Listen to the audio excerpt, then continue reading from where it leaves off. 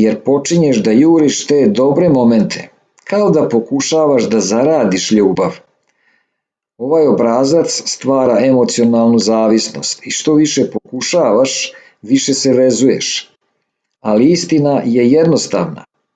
Stabilna ljubav ne nestaje preko noći. Ako neko stalno menja odnos prema tebi, to nije duboka emocija, to je obrazac.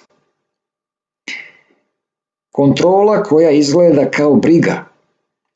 Ovo je jedan od najpodmuklijih znakova, jer na površini deluje kao ljubav.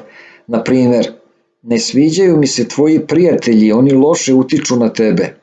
Bolje je da ne ideš tamo, ja samo želim da te zaštitim.